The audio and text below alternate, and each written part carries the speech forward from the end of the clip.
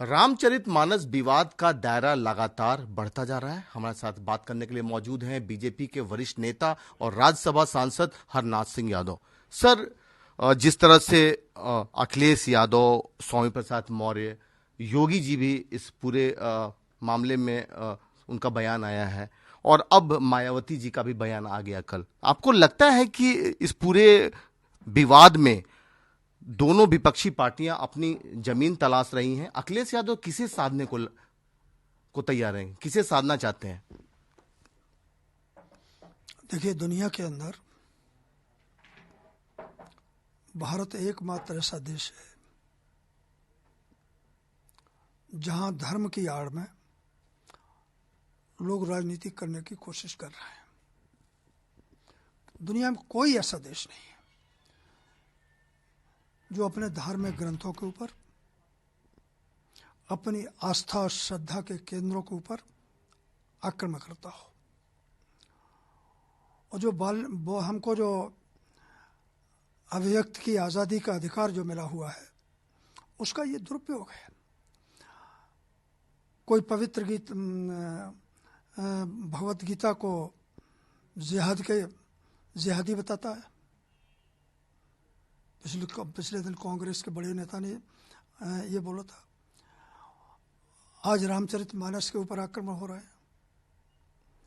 मैं समझता हूं कि धार्मिक पवित्र ग्रंथों के ऊपर यदि कोई राजनीति करने लगा है तो ये समझ लीजिए कि उनके वो दल और वो लोग मुद्दा विहीन हो गए हैं और इस देश की जो पवित्र खुशबू है उससे उनका कुछ लेना देना नहीं, ना ही उनको पहचान है।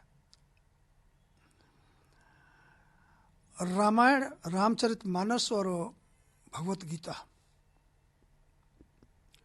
जो लोग इस देश की मिट्टी के साथ जुड़े हैं उनके हर परिवार के अंदर ये दोनों ग्रंथ मिलेंगे। कहीं न कहीं किसी न किसी रूप में हर एक के मन के अंदर मानसिक तरीके से कहीं न कहीं भगवत गीता और रामायण बैठी हुई है। तो ये स्वामी प्रसाद मौर्य जी का तो के पास कोई चिंतन नहीं है। वो आज कुछ बोल रहे हैं, कल कोई पता नहीं है कि इसके बारे में क्या नाम है, सकारात्मक तरीके से बोलने लगे। परसों क्या बोल रहे हैं, आगे क्या बोल रहे थे, उनकी कोई विचारधारा नहीं है। और स्वामी प्रसाद मौर्य जी राजनीतिक की दृष्टि से बिल्कुल शून्य पर आ गए हैं। लेकिन अफसोस मुझे इस बात का है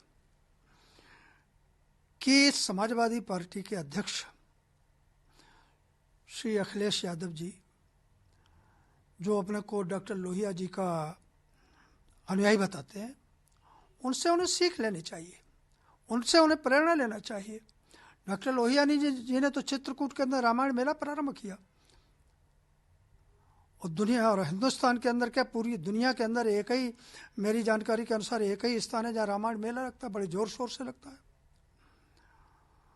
और वो भी प्रत्यक्ष अप्रत्यक्ष रूप से स्वामी प्रसाद मौर्य के बयान का समर्थन कर रहे हैं। मैं समझता हूं कि धार्मिक ग्रंथों के ऊपर राजनीति नहीं करना चाहिए और जो इस प्रकार की राजनीति करेंगे वो उन्हें हिंदुस्तान की जनता, उत्तर प्रदेश की जनता कतई स्वीकार नहीं करेगी। सांसद जी, आपने बोला कि राजनीति हो रही है इस पूरे मामले में, लेकिन मायावती का जिस तरह से एंट्री हुई है इस पूरे मामले को लेकर, आपको लगता है कि उनको डर है कि जो दलित वोट है वो समाजवादी पार्टी हासिल न कर ले? देखिए, मैं मायावती जी या किसी का नाम लेकर नहीं बोलना चाहता हूं, लेकिन भगवान राम और भगवान कृष्ण गंगा, गाय,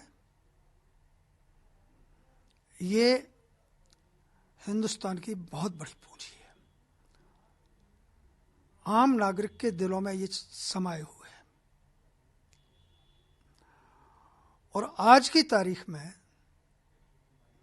आप जाइए किसी पर गंगा जी के किसी घाट पे,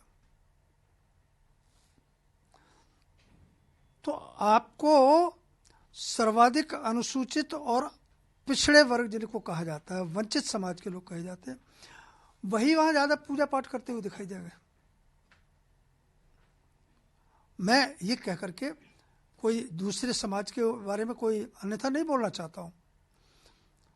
जिसने हिंदू समाज के अंदर जन्म लिया है उसके लिए भगवत गीता और रामचरितमानस ये कोई सामान्य पुस्तक नहीं है, ग्रंथ है, धार्मिक ग्रंथ है, उनकी आस्था और श्रद्धा के केंद्र है। और जो लोग इन ग्रंथों के ऊपर या धर्म के ऊपर राजनीति कर रहे हैं उनका तो पूरी तरीके से बंटा डार होने वाला है, ये निश्चित मानिए। सांसद जी, मुख्यमंत्री योगी आदित्यनाथ भी इस पूरे मामले में उनका बयान आया है कि सनातन धर्म राष्ट्रीय धर्म है, इस तरह की बातें आ रही हैं। ठीक ही तो कह रहे हैं, और वो तो एक संत होने के नाते से और उत्तर प्रदेश के लोगों को, देश के लोगों को एक दिशा दे रहे हैं, तो उसको उनके कथन को लोगों को विचार करना चाहिए, चिंतन करना चाहिए और उनका पालन करना चाहिए। समाजवादी पार्टी ये क्यों बोल रही है कि बीजेपी और बसपा मिलकर इस तरह के दावे कर रही है, इस तरह के इक्वेशन बना रही है? 2019 के चुनाव में तो समाजवादी पार्टी और बीएसपी मिलकर के चुनाव लड़े थे, दोनों गलवैयां कर रहे थे।